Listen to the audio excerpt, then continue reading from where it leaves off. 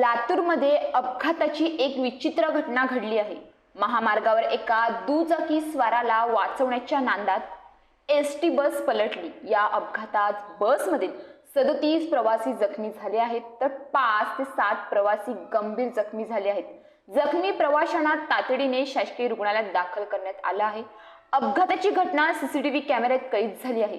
मिळालेल्या माहितीनुसार लातूर नांदेड महामार्गावर चाकूर तालुक्यातील नांदगाव पाटीजवळ हा भीषण अपघात झाला।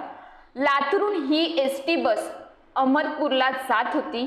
नांदेड महामार्गावर नांदगाव पाटीजवळ एसटी बस पोहोचली असता त्याच वेळी या महामार्गावर एक दुचाकी स्वार रस्ता ओलांडण्याचा प्रयत्न करत होता।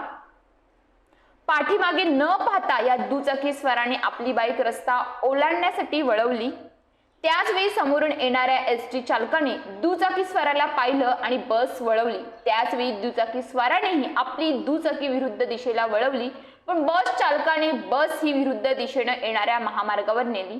यावेळी बसवरील नियंत्रण सुटल्यामुळे एसटी बस जोरात उलटली।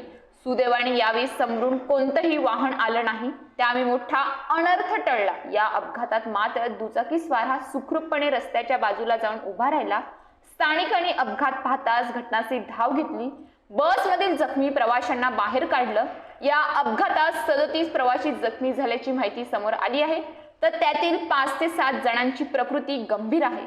जखमींना तातडीने लातूरच्या विलासराव देशमुख शासकीय वैद्यकीय महाविद्यालयात उपचारासाठी दाखल करण्यात आलं।